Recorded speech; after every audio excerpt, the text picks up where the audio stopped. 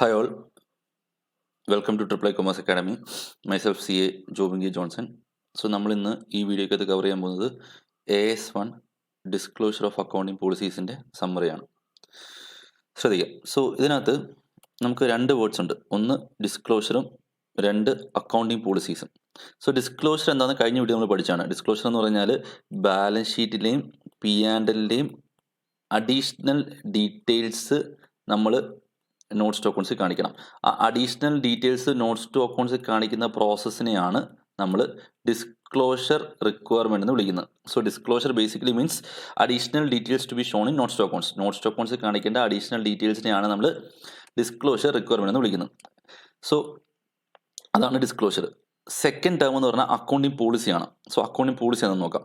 So accounting policies R principles and methods of applying those principles. അതായത് principles എന്ന് പറഞ്ഞാൽ matching, prudence, അങ്ങനെ കുറേ പ്രിൻസിപ്പിൾസ് നമ്മൾ പഠിക്കുന്നുണ്ട്. സബ്സ്റ്റൻസ് ഓർ ഫോം, ഇതിലേതിലൊരു പ്രിൻസിപ്പിളും അത് അപ്ലൈ ചെയ്യാനുള്ള മെത്തേഡും. സോ ഒരു ബേസിക്കലി ഒരു പ്രിൻസിപ്പിൾ കാണാം, ആ പ്രിൻസിപ്പിൾ അപ്ലൈ ചെയ്യാൻ വേണ്ടി ഒരു മെത്തേഡ് കാണാം. ഇത് രണ്ടും കൂടെ ചേരുന്നതാണ് എന്ത് ഒരു അക്കൗണ്ടിങ് പോളിസി എന്ന് പറഞ്ഞാൽ. എക്സാമ്പിൾ ക്ലോസ് സ്റ്റോക്ക് നമ്മൾ മാച്ചിങ് കൺസെപ്റ്റും പ്രൂഡൻസും പ്രകാരമാണ് ഇത് ചെയ്യുന്നത്. സോ അതിനകത്ത് മെത്തേഡ്സ് എന്ന് പറഞ്ഞാൽ FIFO, LIFO, weighted average. So A limited എന്ന് പറഞ്ഞ കമ്പനി ക്ലോസിംഗ് സ്റ്റോക്ക് വാല്യൂ ഒന്ന് ഫിഫോ ഉപയോഗിച്ചിട്ടാണെങ്കിൽ ക്ലോസ് സ്റ്റോക്ക് വാല്യൂ ചെയ്യാൻ ഫിഫോ മെത്തേഡ് ഉപയോഗിച്ചു എന്ന് പറയുന്നത് അവർ അക്കൗണ്ടിങ് പോളിസി. അതേസമയം ബി ലിമിറ്റഡ് ചെയ്യുന്നത് വെയ്റ്റഡ് ആവറേജ് മെത്തേഡ് പ്രകാരമാണെങ്കിൽ ബി ലിമിറ്റഡ് വെയ്റ്റഡ് ആവറേജ് ഉപയോഗിച്ചു എന്ന് പറയുന്നതാണ് അവർ അക്കൗണ്ടിങ് പോളിസി. ലിഫോ മെത്തേഡ് നമുക്ക് ഉപയോഗിക്കാൻ പറ്റില്ല, ജസ്റ്റ് എക്സാം വേണ്ടി പറഞ്ഞേക്കുന്നതാണ്. ദെൻ ഡിപ്രീസിയേഷൻ എടുത്ത് നോക്കാം. ഡിപ്രീസിയേഷൻ്റെ കൺസെപ്റ്റ് എന്ന് പറഞ്ഞാൽ അല്ലെങ്കിൽ പ്രിൻസിപ്പിൾ എന്ന് പറയുന്നത് മാച്ചിങ് കൺസെപ്റ്റ് ആണ്. അതിൽ SLM മെത്തേഡ് ഉണ്ട്, WDB മെത്തേഡ് ഉണ്ട് എക്സാംസ് ആയിട്ട്. സോ ഒരു കമ്പനി SLM മെത്തേഡ് ഉപയോഗിച്ചാണ് ഡിപ്രീസിയേഷൻ വാല്യൂ എന്നെങ്കിൽ അവർ അക്കൗണ്ടിങ് പോളിസി എന്ന് പറഞ്ഞു കഴിഞ്ഞാൽ ഡിപ്രീസിയേഷൻ വാല്യൂ ചെയ്യാൻ അവർ SLM ഉപയോഗിച്ചു എന്ന് പറയുന്നതാണ് അവർ അക്കൗണ്ടിങ് പോളിസി. രണ്ടാമത്തെ കമ്പനി WDB എടുക്കുന്നതെങ്കിൽ ഡിപ്രീസിയേഷൻ വാല്യൂ ചെയ്യാൻ വേണ്ടിയിട്ട് WDB എടുത്തു എന്ന് പറയുന്നതാണ് അവർ അക്കൗണ്ടിങ് പോളിസി. സോ ബേസിക്കലി ഒരു പ്രിൻസിപ്പിൾ കാണാം, ആ പ്രിൻസിപ്പിൾ അപ്ലൈ ചെയ്യാൻ വേണ്ടി ഒരു മെത്തേഡ് കാണാം. സോ ഇത് വളരെ ഇമ്പോർട്ടൻ്റ് ആണ്. കാരണം നിങ്ങൾ അക്കൗണ്ടിങ്ങിനകത്ത് ചെയ്യുന്ന എല്ലാ കാര്യങ്ങളും in a way or other accounting policies ആണ്. കാരണം എല്ലാ കാര്യങ്ങളും ഏതെങ്കിലും പ്രിൻസിപ്പിളായിട്ട് റിലേറ്റഡ് ആയിരിക്കും. പക്ഷേ മിക്ക കേസിലും ഒറ്റ മെത്തേഡേ കാണത്തുള്ളൂ. പക്ഷെ ആ ഒറ്റ മെത്തേഡ് ഉണ്ടെങ്കിൽ പോലും ഒരു പ്രിൻസിപ്പിൾ ഒരു മെത്തേഡായി, അങ്ങനെയെങ്കിൽ ഒരു അക്കൗണ്ടിങ് പോളിസിയായി. സോ അക്കൗണ്ടിങ്ങിനകത്ത് ചെയ്യുന്ന എല്ലാ കാര്യങ്ങളും ഒട്ടുമിക്ക കാര്യങ്ങളും in a way or other accounting policies ആണ്. സോ ഈ പേര് പറയുന്നത് ഡിസ്ക്ലോഷർ ഓഫ് അക്കൗണ്ടിങ് പോളിസീസ് ആണ്. അതായത് അക്കൗണ്ടിങ് പോളിസി എന്താണെങ്കിലും അത് നിങ്ങൾ എന്ത് ചെയ്യണം, നോട്ട്സ് ടു അക്കൗണ്ട്സിൽ കാണിക്കണം എന്നാണ് ഈ ടേമിൻ്റെ ആ AS1 പേരിൻ്റെ മീനിങ് ആയിട്ട് വരിക. സോ ഡിസ്ക്ലോഷർ എന്ന് പറഞ്ഞാൽ additional details regarding items in balance sheet and P&L to be shown in notes to accounts. Disclosure എന്ന വേർഡ് എപ്പോഴും നോട്ട്സ് ടു അക്കൗണ്ട്സുമായിട്ട് ബന്ധപ്പെട്ടായിരിക്കും. സോ ഇത്രയും കാര്യങ്ങൾ മനസ്സിലാക്കണം. ദെൻ അടുത്തായിട്ട് നമുക്ക് നോക്കേണ്ടത്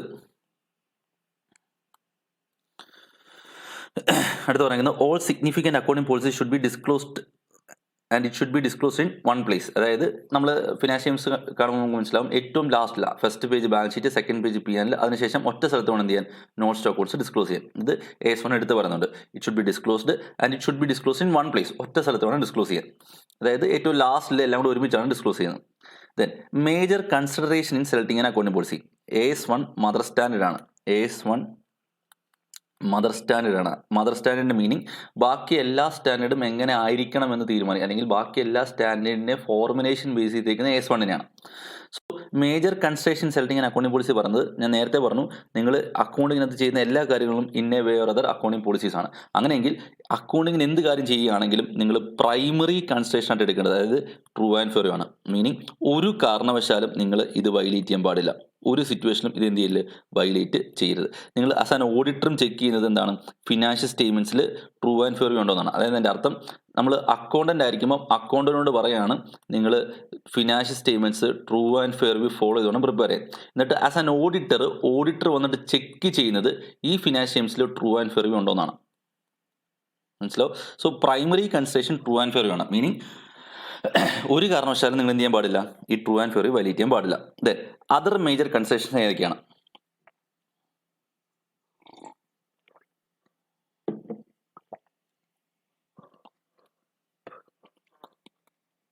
അതർ മേജർ കൺസിഡറേഷൻ എന്ന് പറയുന്നത് first one prudence, second one substance or form, third one materiality. അതായത് ഈ ട്രൂ ആൻഡ് ഫെയർ നിങ്ങൾക്ക് ഒരു കാരണവശാലും വൈലേറ്റ് ചെയ്യാൻ പറ്റൂല.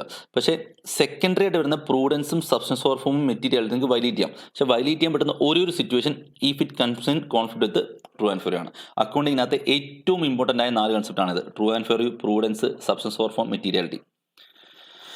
ഇത് മനസ്സിലാക്കിയിരിക്കണം. സോ ട്രൂ ആൻഡ് ഫെയർ എന്താണ്? ട്രൂ ആൻഡ് ഫെയർ പറയുന്നത് ഫിനാൻഷ്യൽ സ്റ്റേറ്റ്മെൻറ്റ്സ് മെറ്റീരിയൽ മിസ്സ്റ്റേറ്റ്മെൻറ്റ്സ് കാണാൻ പാടില്ല. മെറ്റീരിയൽ മിസ് സ്റ്റേറ്റ്മെൻറ്റ് കാണാൻ പാടില്ല എന്ന് പറഞ്ഞു കഴിഞ്ഞാൽ ഫിനാൻഷ്യൽ സ്റ്റേറ്റ്മെൻറ്റ്സിൽ കൂടെ നമ്മൾ എ ആണ് പറയാൻ ഉദ്ദേശിക്കുന്നതെങ്കിൽ യൂസർക്ക് മനസ്സിലാകേണ്ടതും എ ആണ്. നമ്മൾ എ എന്ന് പറയും, യൂസർക്ക് ബി എന്ന് മനസ്സിലാക്കുകയും ചെയ്യുകയാണെങ്കിൽ അത് മെറ്റീരിയൽ മിസ് സ്റ്റേറ്റ്മെൻ്റ് ആണ്, തെറ്റിദ്ധരിപ്പിക്കുകയാണ്. യൂസറെ ഒരു കാരണവശാലും തെറ്റിദ്ധരിപ്പിക്കാൻ പാടില്ല.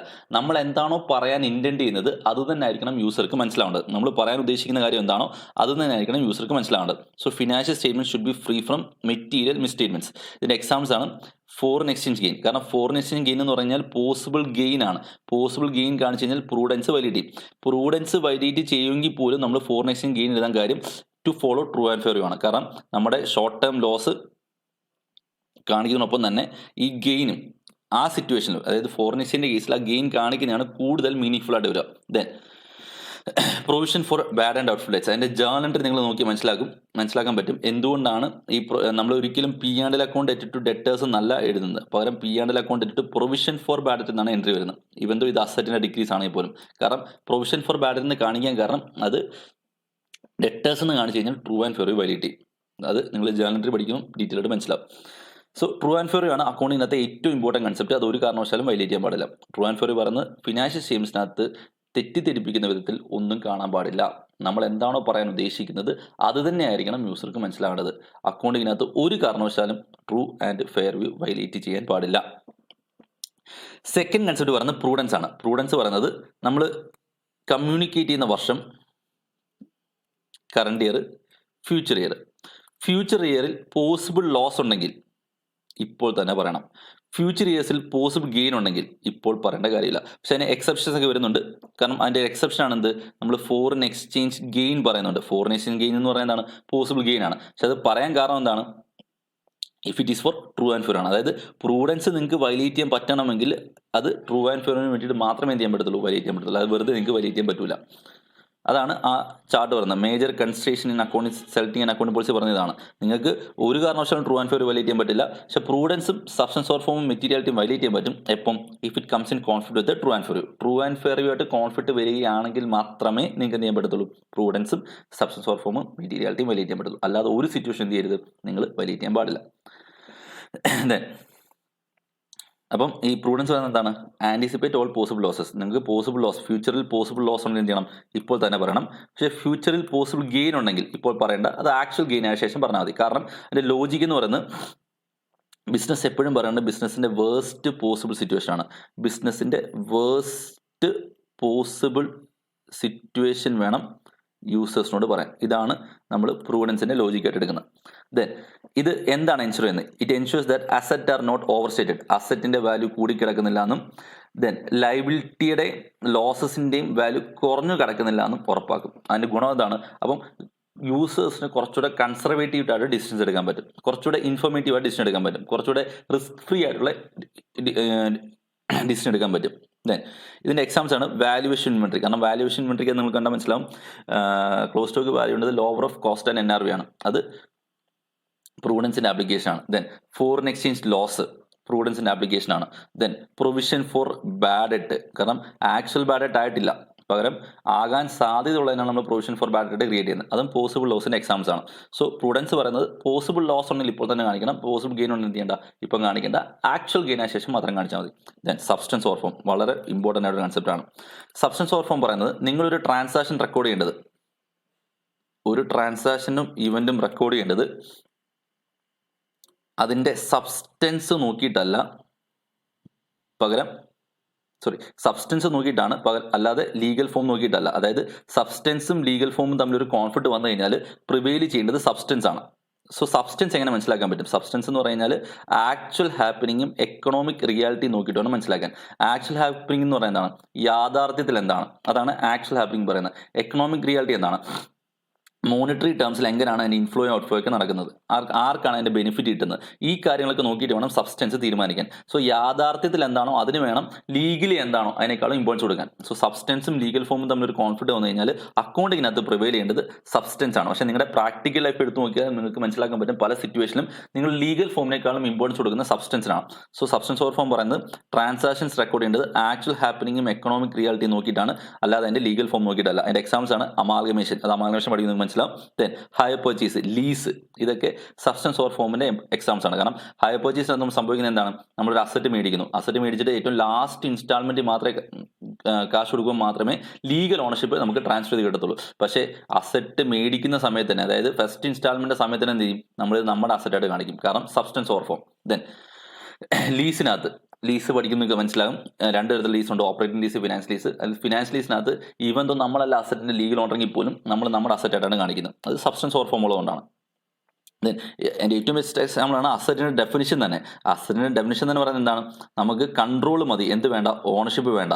കൺട്രോൾ മതി, ഓണർഷിപ്പ് വേണ്ട എന്ന് പറയാൻ കാരണം എന്താണ്, സബ്സ്റ്റൻസ് ഓവർ ഫോം എന്ന കൺസെപ്റ്റ് ഉള്ളതുകൊണ്ടാണ്. Then next one materiality.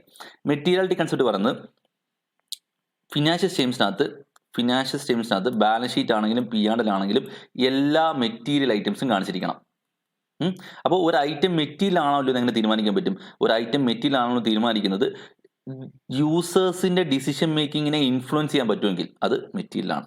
യൂസേഴ്സിന്റെ decision മേക്കിങ്ങിനെ influence ചെയ്യാൻ പറ്റാത്ത ഏതൊരു കാര്യവും ഇമ്മെറ്റീരിയലാണ്. അത്രേ ഉള്ളൂ. അതായത് യൂസേഴ്സിന്റെ ഡിസിഷനെ ഇൻഫ്ലുവൻസ് ചെയ്യാൻ പറ്റുമെങ്കിൽ അതെന്താണ്, മെറ്റീരിയലാണ്. യൂസേഴ്സിന്റെ ഡിസിഷൻ ഇൻഫ്ലുവൻസ് ചെയ്യാൻ പറ്റാത്ത ഏതൊരു ഇൻഫർമേഷൻ ഇമ്മെറ്റീരിയലാണ്. ഓക്കെ. ദെൻ അതിൻ്റെ എക്സാംസ് ആണ്, നമ്മൾ ഒരിക്കലും ഫിനാൻഷ്യൽ സ്റ്റേറ്റ്മെന്റ്സിൽ പൈസ കാണിക്കാറില്ല. കാരണം പൈസ ഇപ്പം 10 കോടി 1 പൈസ എന്ന് കാണുമ്പം യൂസറിന്റെ ഒരു മെറ്റീരിയൽ ഇൻഫർമേഷൻ പാസ് വേണ്ടില്ല. സോ നമ്മൾ പൈസ ഇഗ്നോർ ചെയ്യാണ്ട്, അത് മെറ്റീരിയാലിറ്റിയുടെ കാര്യമാണ്. പിന്നെ ജസ്റ്റ് എക്സാംസ് ആണ് പറഞ്ഞിരിക്കുന്നത്, നോക്കാം. ദെൻ സോ അക്കൗണ്ടിംഗ് പോളിസി നമുക്ക് മനസ്സിലായി. അക്കൗണ്ടിംഗ് പോളിസി എന്ന് പറഞ്ഞു കഴിഞ്ഞാൽ principles and methods of applying those principles ആണ്.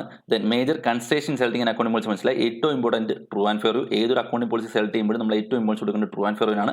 അതിനുശേഷം സെക്കൻഡറി ഇമ്പോർട്ടൻസ് വരുന്ന പ്രൂഡൻസിനും സബ്സ്റ്റൻസ് ഓവർ ഫോമിനും മെറ്റീരിയാലിറ്റിയാണ്. നിങ്ങൾ ഏതൊരു സ്റ്റാൻഡേർഡ് എടുത്ത് നോക്കിയാലും, ഏതൊരു അക്കൗണ്ടിംഗ് സ്റ്റാൻഡേർഡ് എടുത്ത് നോക്കിയാലും ആ സ്റ്റാൻഡേർഡ് എല്ലാം ബേസ് ചെയ്തിരിക്കുന്ന ഈ ഒരു കൺസെപ്റ്റിനെ ബേസ് ചെയ്തിട്ടാണ്. അത്രത്തോളം ഇമ്പോർട്ടൻ്റ് ആണ്. നിങ്ങൾ പഠിക്കുന്നതിനകത്ത് ഏറ്റവും അക്കൗണ്ടിംഗ് സ്റ്റാൻഡേർഡ് ഏറ്റവും ഇമ്പോർട്ടൻറ്റ് ചാർട്ടാണ് ഇത്. ഏതൊരു അക്കൗണ്ടിംഗ് സ്റ്റാൻഡേർഡിനകത്തെയും ബേസിക് കൺസെപ്റ്റ് എല്ലാം തന്നെ ഫോർമുലേറ്റ് ചെയ്തിരിക്കുന്ന ഈ ഒരു ചാർട്ടിനെ ബേസ് ചെയ്തിട്ടാണ്. അതായത് നിങ്ങൾക്ക് പല കാര്യത്തിനെയും കാരണം മനസ്സിലാക്കണമെങ്കിൽ ഈ ചാർട്ട് ക്ലിയർ ആയിട്ട് അറിഞ്ഞിരിക്കണം. ദെൻ അക്കൗണ്ടിംഗ് പോളിസി നമുക്ക് തോന്നും പോലെ മാറ്റാൻ പറ്റുമോ, ഇല്ല എന്നാണ് സ്റ്റാൻഡേർഡ് പറഞ്ഞത്. നിങ്ങൾക്ക് 3 സിറ്റുവേഷനിൽ മാത്രമേ മാറ്റാൻ പറ്റത്തുള്ളൂ. ഒന്നെങ്കിൽ അത് ആക്ട് പറയണം, അതായത് നിങ്ങൾ ഇത്രയും നാളും ഫോളോ ചെയ്തുകൊണ്ടിരുന്ന SLM മെത്തഡാണ്, ഡിപ്രീസിയേഷൻ SLM മെത്തഡാണ്. പക്ഷേ കമ്പനീസ് ആക്ട് പറയാണ് നിങ്ങൾ ഇനിയും തൊട്ട് ഈ ടൈപ്പ് ഓഫ് ബിസിനസ് ഫോളോ ചെയ്യേണ്ടത് WDB ആണെന്ന് പറയാണ്. അപ്പോൾ സ്വാഭാവികമായിട്ട് എന്ത് ചെയ്യണം, നിങ്ങൾ SLM നിന്ന് WDB മാറണം. SLM നിന്ന് WDB മാറുമ്പം എന്താണ്, ചേഞ്ചസ് ഇൻ അക്കൗണ്ടിംഗ് പോളിസിയാണ്, കാരണം മെത്തേഡ് മാറി. ദെൻ ഫോർ കംപ്ലൈൻസ് വിത്ത് അക്കൗണ്ടിംഗ് സ്റ്റാൻഡേർഡ്, അതായത് AS2 പ്രകാരം നിങ്ങൾക്ക് ലിഫോ മെത്തേഡ് യൂസ് ചെയ്യാൻ പറ്റില്ല. പക്ഷെ നിങ്ങൾ ഇത്ര നാളും ഫോളോ ചെയ്തുകൊണ്ടിരുന്ന ലിഫോ മെത്തേഡാണ്. AS2 വന്നു, AS2 വന്നിട്ട് എന്ത് ചെയ്യണം, നിങ്ങൾ ആപ്ലിക്കൽ ആകുമ്പോൾ എന്ത് ചെയ്യണം, ലിഫോയിൽ നിന്ന് ഫിഫോയിലോട്ട് മാറി. സോ എന്താണ്, AS കംപ്ലൈ ചെയ്യാൻ വേണ്ടിയിട്ടാണ്. Then if it leads to better presentation of financial statements, അതായത് നിങ്ങൾ ഇത്രയും നാളും വിചാരിച്ചിരുന്ന ഒരു അസറ്റ് ഉണ്ട്, മെഷീനറി എന്ന അസറ്റ് ഉണ്ട്, അതിന്റെ ബെനിഫിറ്റ് ഈക്വൽ ആയിട്ട് കിട്ടുന്നത്. അപ്പോൾ നിങ്ങൾ ഫോളോ ചെയ്തുകൊണ്ടിരുന്ന SLM മെത്തഡാണ്. പക്ഷേ പിന്നീട് നിങ്ങൾക്ക് മനസ്സിലായി ആദ്യത്തെ വർഷങ്ങൾ കൂടുതൽ ബെനിഫിറ്റും പിന്നീടുള്ള വർഷം കുറച്ച് ബെനിഫിറ്റും. അപ്പോൾ നിങ്ങൾ സ്വാഭാവികമായിട്ട് എങ്ങോട്ട് മാറണം, WDB മെത്തഡിലോട്ട് മാറണം. സോ അത് better presentation of financial statements സഹായിക്കുമെങ്കിൽ എന്ത് ചെയ്യണം, മാറ്റണം. സോ ഈ 3 സിറ്റുവേഷൻ മാത്രമേ എന്ത് ചെയ്യാൻ പറ്റത്തുള്ളൂ, നിങ്ങൾക്ക് അക്കൗണ്ടിംഗ് പോളിസി മാറ്റാൻ പറ്റത്തുള്ളൂ. ഒന്നെങ്കിൽ ആക്ട് പറയണം, അല്ലെങ്കിൽ അക്കൗണ്ടിംഗ് സ്റ്റാൻഡേർഡ് കംപ്ലൈന്റ് ആയിരിക്കണം, അല്ലെങ്കിൽ if it leads to better presentation of financial statements. ഈ 3 സിറ്റുവേഷൻ മാത്രമേ നിങ്ങൾക്ക് എന്ത് ചെയ്യാൻ പറ്റത്തുള്ളൂ, അക്കൗണ്ടിംഗ് പോളിസി ചേഞ്ച് ചെയ്യാൻ പറ്റത്തുള്ളൂ. ഇനി ചേഞ്ചസ് ഇൻ അക്കൗണ്ടിംഗ് പോളിസി ഉണ്ടെങ്കിൽ അതിന്റെ ഡിസ്ക്ലോഷർ എങ്ങനെയായിരിക്കണം, ചേഞ്ചസ് ഇൻ അക്കൗണ്ടിംഗ് പോളിസി ഉണ്ടെങ്കിൽ അതിന്റെ ഡിസ്ക്ലോഷർ എങ്ങനെയായിരിക്കണം. 2 സിറ്റുവേഷൻ വരാം. Material in current period, non material in current period, but material in later period. അതായത് ഇപ്പം നമ്മൾ SLM മെത്തേഡിൽ നിന്ന് WDB മെത്തേഡിലൂടെ ഡിപ്രീസിയേഷൻ മാറി നിന്നിരിക്കട്ടെ. SLM മെത്തേഡ് ആണെങ്കിൽ ഡിപ്രീസിയേഷൻ വരുന്നത് 1 lakh ആണ്, WDB ആണ് വരുന്നത് 99,000 ആണെന്നിരിക്കട്ടെ. സോ ഇത് മെറ്റീരിയൽ ചേഞ്ച് ഒന്നുമില്ല. സോ ഇതിന് പകരം ഇവിടെ WDB മെത്തേഡിലോട്ട് മാറിയപ്പം അസ്യൂം ചെയ്യുക 1,50,000 ആണെന്നിരിക്കട്ടെ. സോ ഇത് മെറ്റീരിയൽ ചേഞ്ച് ഉണ്ട്. സോ ഇതാണ് പറയുന്നത് മെറ്റീരിയൽ ഇൻ കറണ്ട് പീരീഡ്. നമ്മൾ മെത്തേഡ് അക്കൗണ്ടിംഗ് പോളിസി മാറിയതുകൊണ്ട് നമ്മുടെ ഈ വർഷത്തെ എക്സ്പെൻസ് എന്ത് ചെയ്യും, നോർമലിനേക്കാളും 50,000 കൂടി നിൽക്കും. സോ മെറ്റീരിയലാണ്. So material in current period ആണ്. അവിടെയും രണ്ട് സിറ്റുവേഷൻ വരാം. നമുക്ക് എമൗണ്ട് കണ്ടുപിടിക്കാൻ പറ്റുന്നുണ്ട്, എമൗണ്ട് കണ്ടുപിടിക്കാൻ പറ്റുന്നില്ല. എമൗണ്ട് കണ്ടുപിടിക്കാൻ പറ്റുന്നുണ്ടെങ്കിൽ എമൗണ്ടും ഈ മാറിയ കാര്യവും ഡിസ്ക്ലോസ് ചെയ്യണം. ഈ അക്കൗണ്ടിംഗ് പോളിസി മാറിയ കാര്യവും ദെൻ എമൗണ്ട് എത്രയാണ് 50,000 രൂപയാണെന്നുള്ള കാര്യവും ഡിസ്ക്ലോസ് ചെയ്യണം. ദെൻ എമൗണ്ട് കണ്ടുപിടിക്കാൻ പറ്റുന്നില്ല. എമൗണ്ട് കണ്ടുപിടിക്കാൻ പറ്റുന്നില്ല എങ്കിൽ അക്കൗണ്ടിംഗ് പോളിസി മാറിയെന്നുള്ള കാര്യവും എമൗണ്ട് കണ്ടുപിടിക്കാൻ പറ്റുന്നില്ല എന്നുള്ള കാര്യം ഡിസ്ക്ലോസ് ചെയ്യണം. The fact to be disclosed. Fact to be disclose എന്ന് പറഞ്ഞാൽ അക്കൗണ്ടിംഗ് പോളിസി മാറിയ കാര്യം പറയണം. രണ്ട്, ഈ മാറിയിട്ട് നമുക്ക് എമൗണ്ട് കണ്ടുപിടിക്കാൻ പറ്റുന്നില്ല എന്നുള്ള കാര്യം പറയണം. ദെൻ ഈ വർഷം മെറ്റീരിയൽ എഫക്റ്റ് ഒന്നുമില്ല, പക്ഷേ പിന്നീടുള്ള വർഷങ്ങളിൽ മെറ്റീരിയൽ എഫക്റ്റ് വരും. അപ്പം fact of such change in later period to be disclosed in current period. അത് ശ്രദ്ധിക്കണം. അതായത് മൂന്നാമത്തെ വർഷം തൊട്ടാണ്, ഇനി ഇവിടുന്ന് മൂന്നാമത്തെ വർഷം തൊട്ടാണ് മെറ്റീരിയൽ ചേഞ്ച് വരാൻ പോകുന്നത്. പക്ഷേ ആ മൂന്നാമത്തെ വർഷം പറഞ്ഞാൽ പോരാ, ഈ വർഷം തന്നെ, അതായത് ഏത് വർഷമാണ് ഇത് മാറിയത്, കറന്റ് പീരീഡ്, ആ വർഷം തന്നെ ഫാക്ട് ഓഫ് സച്ച് ചേഞ്ച്, അതായത് ഈ മാറ്റം വരുന്നതുകൊണ്ട് മൂന്നാമത്തെ വർഷം എന്ത് മാറ്റമാണ് വരാൻ പോകുന്നത് എന്നുള്ള കാര്യം ഇപ്പോൾ തന്നെ പറഞ്ഞിരിക്കണം. അത് മൂന്നാമത്തെ വർഷം പറഞ്ഞാൽ പോരാ, ഇന്ന് തന്നെ പറയണം. ഇതാണ് ചേഞ്ചസ് ഇൻ അക്കൗണ്ടിംഗ് പോളിസിയുടെ ഡിസ്ക്ലോസ്ഡ് ആയിട്ട് പറയുന്നത്. ഇതേ കാര്യം AS5 പറയുന്നുണ്ട്. രണ്ടും ഒരേ കാര്യം തന്നെയാണ്. Then change in accounting policy should be disclosed in the year of change. ഏത് വർഷമാണ് മാറിയത് ആ വർഷം തന്നെ പറയണം.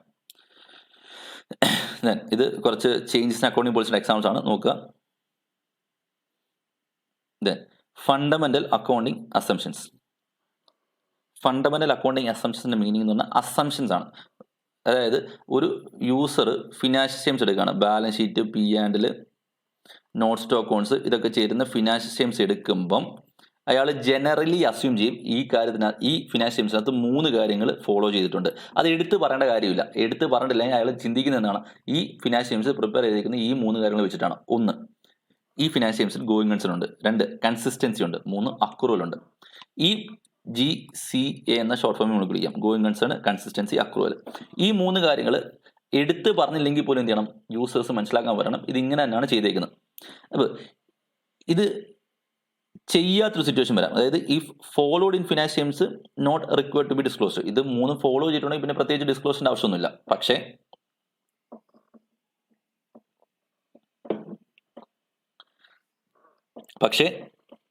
ഇത് ഫോളോ ചെയ്തിട്ടില്ലെങ്കിൽ, if not followed in financial statements ആണെങ്കിൽ എന്ത് ചെയ്യണം, ഡിസ്ക്ലോസ് ചെയ്യണം. കാരണം അല്ലെങ്കിൽ എന്താണ്, യൂസർ തെറ്റിദ്ധരിപ്പിക്കും. കാരണം യൂസർ വിചാരിക്കുന്നത് എന്താണ്, ഇതിൽ ഗോയിങ് കൺസേണും കൺസിസ്റ്റൻസി അക്രൂവൽ ഉണ്ടെന്നാണ്. അപ്പം അത് ഫോളോ അയാൾ ജനറലി വിചാരിക്കുന്നതാണ്. അപ്പോൾ അത് ചെയ്തിട്ടുണ്ടെങ്കിൽ എടുത്ത് പറയേണ്ട കാര്യമില്ല. പക്ഷെ ചെയ്തിട്ടില്ല എങ്കിൽ എന്ത് ചെയ്യണം, എടുത്ത് പറയണം. അല്ലെങ്കിൽ അയാൾ തെറ്റിദ്ധരിപ്പിക്കുന്ന തുല്യമാണ്. എന്താണ് going concern, consistency, accrual? First one, going concern. നമ്മൾ ഫിനാൻഷ്യൽ സ്റ്റേറ്റ്മെന്റ്സ് പ്രിപ്പയർ ചെയ്യേണ്ടത്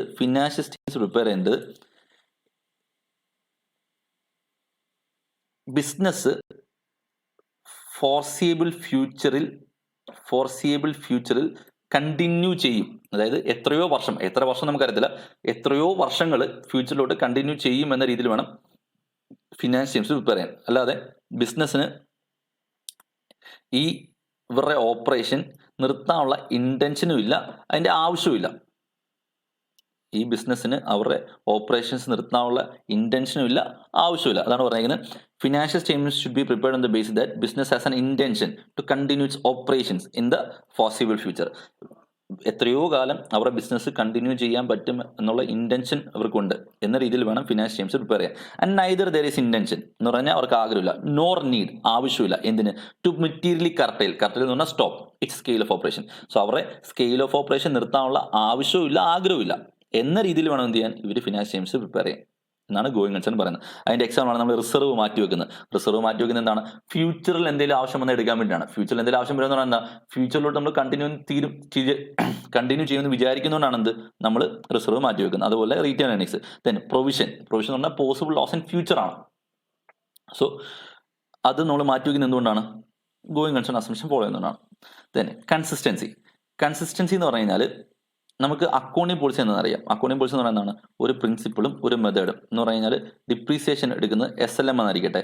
സോ ഫസ്റ്റ് ഇയറിൽ നമ്മൾ ഡിപ്രീസിയേഷൻ SLM ആണെങ്കിൽ സെക്കൻഡ് ഇയറിലും ഇത് തന്നെയാണെന്നാണ് നമ്മൾ അസ്യൂം ചെയ്യുന്നത്. ഇതാണ് കൺസിസ്റ്റൻസി പറയുന്നത്. അതായത് accounting policy once selected is applied consistently from year to year. ഒരിക്കൽ സെലക്ട് ചെയ്ത അക്കൗണ്ടിംഗ് പോളിസി എല്ലാ വർഷവും അതേ പോളിസിയാണ് ഫോളോ ചെയ്തുകൊണ്ടിരിക്കുന്നത് എന്നാണ് കൺസിസ്റ്റൻസി പറയുന്നത്.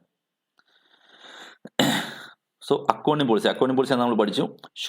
once selected should be applied for similar transaction consistently from year to year. Consistency improves comparability എന്ന് പറഞ്ഞു കഴിഞ്ഞാൽ നമ്മൾ ഫസ്റ്റ് ഇയറിൽ SLM, സെക്കൻഡ് ഇയറിൽ WDB, തേർഡ് ഇയറിൽ sum of years digit method. ഇങ്ങനെ ഓരോ വർഷം മാറിക്കൊണ്ടിരുന്നു കഴിഞ്ഞാൽ ഫസ്റ്റ് ഇയറിലെയും സെക്കൻഡ് ഇയറിലെയും തേർഡ് ഇയറിലെയും ഫിനാൻഷ്യംസ് എന്ത് ചെയ്യാൻ പറ്റത്തില്ല, കമ്പയർ ചെയ്യാൻ പറ്റൂല. കമ്പയർ ചെയ്യാൻ പറ്റണമെങ്കിൽ എന്ത് ചെയ്യണം, കൺസിസ്റ്റന്റ് ആയിട്ട് വേണം എന്ത് ചെയ്യാൻ, അക്കൗണ്ടിങ് പോളിസി സെലക്ട് ചെയ്യാൻ. ദെൻ 3 സിറ്റുവേഷനിൽ മാറ്റാൻ പറ്റത്തുള്ളൂ. നേരത്തെ പറഞ്ഞത് തന്നെയാണ്, ഒന്നുകിൽ ആക്ട് പറയണം, അല്ലെങ്കിൽ AS പറയണം, അല്ലെങ്കിൽ എന്ത് ചെയ്യണം, ഫോർ ബെറ്റർ പ്രസന്റേഷൻ ഓഫ് ഫിനാൻഷ്യംസ് ആയിരിക്കണം. ദെൻ അടുത്തത് ഏറ്റവും ഇമ്പോർട്ടൻ്റ് ആയിട്ട് കൺസെപ്റ്റ് ആണ് അക്രൂവൽ കൺസെപ്റ്റ്. കാരണം P&L ബേസ് ചെയ്തിരിക്കുന്നത് അക്രൂവൽ കൺസെപ്റ്റിനെ ബേസ് ചെയ്തിട്ടാണ്. ട്രാൻസാക്ഷൻസ് റെക്കോർഡ് ചെയ്യേണ്ടത് അത് എപ്പോഴാണോ നടക്കുന്നത് അത് നോക്കിയിട്ടാണ്, അല്ലാതെ ക്യാഷ് ബേസിലല്ല, റെസിപ്റ്റും പേയ്മെന്റും നോക്കിയിട്ടല്ല എന്ത് ചെയ്യേണ്ടത്, ഒരു ട്രാൻസാക്ഷൻ റെക്കോർഡ് ചെയ്യേണ്ടത്. ദെൻ അങ്ങനെയെങ്കിൽ ഇൻകവും എക്സ്പെൻസും എപ്പോഴാണ് റെക്കോർഡ് ചെയ്യേണ്ടത്, ഇൻകം റെക്കോർഡ് ചെയ്യേണ്ടത്, ഇത് വളരെ ഇമ്പോർട്ടൻ്റ് ആണ്, മനസ്സിലാക്കിയിരിക്കണേ. ഇൻകം റെക്കോർഡ് ചെയ്യേണ്ടത്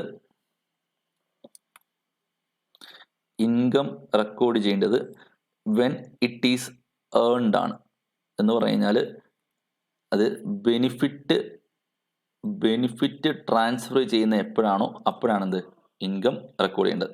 ദെൻ എക്സ്പെൻസ് റെക്കോർഡ് ചെയ്യേണ്ടത് വെൻ ഇറ്റ് ഈസ് ഇൻകേർഡ് ആണ്. എന്ന് പറഞ്ഞാൽ എപ്പോഴാണോ ബെനിഫിറ്റ് റിസീവ് ചെയ്യുന്നത് അപ്പോഴാണ് റെക്കോർഡ് ചെയ്യേണ്ടത്. എക്സാമ്പിൾ എന്താണ്, സാലറി, റെന്റ്, ഇതൊക്കെ എക്സ്പെൻസ് ആണ്. ഈ സാലറിക്ക് എന്ത് ബെനിഫിറ്റ് കിട്ടുന്നത്, എംപ്ലോയീസിന്റെ സർവീസ് ആണ് എന്ത് നമുക്ക് കിട്ടുന്ന ബെനിഫിറ്റ്. റെന്റ് എന്നാണ്, യൂസേജ് ഓഫ് സ്പേസ് ആണ് നമുക്ക് കിട്ടുന്ന ബെനിഫിറ്റ്. സോ ഈ ബെനിഫിറ്റ് എപ്പോഴാണോ കിട്ടുന്നത് അതിനെ ബേസ് ചെയ്ത് വേണം എന്ത് ചെയ്യാൻ, നമ്മൾ ഈ എക്സ്പെൻസ് റെക്കോർഡ് ചെയ്യാൻ, അല്ലാതെ ക്യാഷ് കൊടുത്തോ ഇല്ലോ നോക്കിയിട്ടല്ല. എക്സാമ്പിൾ, നമ്മൾക്ക് ജാനുവരി മാസം ബെനിഫിറ്റ് കിട്ടി, പേയ്മെന്റ് നടത്തുന്നതും ജാനുവരിയിലാണ്. അപ്പോൾ എന്താണ്, സാലറി എക്സ്പെൻസ് കാണിക്കേണ്ടത് ജാനുവരി തന്നെയാണ്. ഇനി രണ്ടാമത്തെ സിറ്റുവേഷൻ, നമുക്ക് ഫെബ്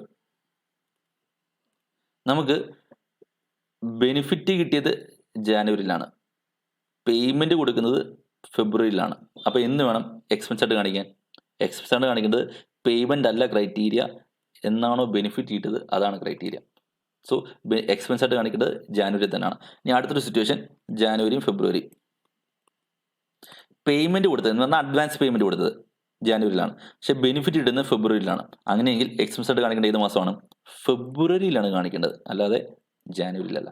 സോ ഏത് മാസമാണോ അല്ലെങ്കിൽ ഏത് ടൈമിലാണോ നമുക്ക് ബെനിഫിറ്റ് കിട്ടുന്നത് ആ ടൈമിൽ വേണം എന്ത് ചെയ്യാൻ, എക്സ്പെൻസും അല്ലെങ്കിൽ ബെനിഫിറ്റ് എപ്പോഴാണ് ട്രാൻസ്ഫർ ചെയ്യുന്നത് അപ്പോൾ വേണം എന്ത് ചെയ്യാൻ, ഇൻകവും കൂട്ടി കാണിക്കാൻ. ഇതാണ് ക്രൈറ്റീരിയ. എക്സ്പെൻസ് എന്ന ആസ്പെക്റ്റും ഇൻകം എന്ന ആസ്പെക്റ്റും കൂട്ടി കാണിക്കണമെങ്കിൽ എക്സ്പെൻസ് ആണെങ്കിൽ ബെനിഫിറ്റ് റിസീവ് ചെയ്യണം, ഇൻകം ആണെങ്കിൽ ബെനിഫിറ്റ് ട്രാൻസ്ഫർ ചെയ്യണം. ഇതിനെ ബേസ് ചെയ്തിട്ടായിരിക്കണം നമ്മൾ ഇൻകവും എക്സ്പെൻസും റെക്കോർഡ് ചെയ്യേണ്ടത്. അല്ലാതെ ക്യാഷിന്റെ റെസിപ്റ്റും ഇത് നോക്കിയിട്ടല്ല ചെയ്യേണ്ടത്. ക്യാഷിന്റെ റെസിപ്റ്റും പേയ്മെന്റും അല്ല ക്രൈറ്റീരിയ ബെനിഫിറ്റിന്റെ ട്രാൻസ്ഫറും ബെനിഫിറ്റിന്റെ റെസിപ്റ്റും ആണ്. ഇത് ഇമ്പോർട്ടൻ്റ് ആണ്, മനസ്സിലാക്കിയിരിക്കണം. ഇത് ഓരോ സിറ്റുവേഷൻ നിങ്ങൾ അപ്ലൈ ചെയ്താൽ നോക്കിക്കഴിഞ്ഞാൽ നിങ്ങൾക്ക് മനസ്സിലാവും. Income accrues when it is earned, that is when the benefit is transferred.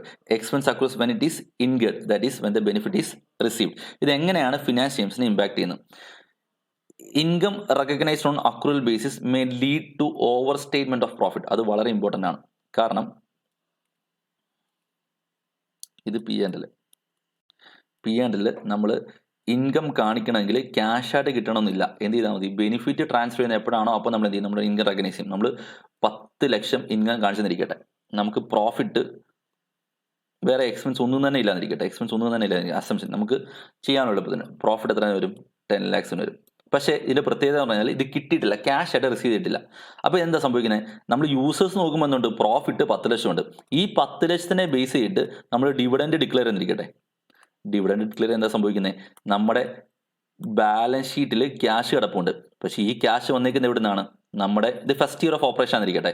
അപ്പം ക്യാഷ് വന്നേക്കുന്നത് എവിടെ നിന്നാണ്, ക്യാപിറ്റൽ കോൺട്രിബ്യൂഷൻ വഴിയാണ് എന്ത് ചെയ്തിരിക്കുന്നത്, ക്യാഷ് വന്നിട്ടുണ്ടാകുക. കാരണം ഈ പ്രോഫിറ്റിന്റെ ക്യാഷ് എന്ത് ചെയ്തിട്ടില്ല, ഇതുവരെ വന്നിട്ടില്ല, പകരം ഇത് ഡെറ്റേഴ്സ് ആയിട്ടാണ് കിടക്കുന്നത്, ഇതുവരെ റിസീവ് ആക്കിയിട്ടില്ല. മനസ്സിലാവും. സോ ഈ ഫസ്റ്റ് ഇയറിൽ ഒരു 5 ലക്ഷം രൂപ ഡിവിഡൻഡ് കൊടുത്തു കഴിഞ്ഞാൽ ആ 5 ലക്ഷം രൂപ ഡിവിഡൻഡ് പോകുന്നത് എവിടെ നിന്നായിരിക്കും, ഈ ക്യാപിറ്റൽ കോൺട്രിബ്യൂഷൻ ആയിരിക്കും.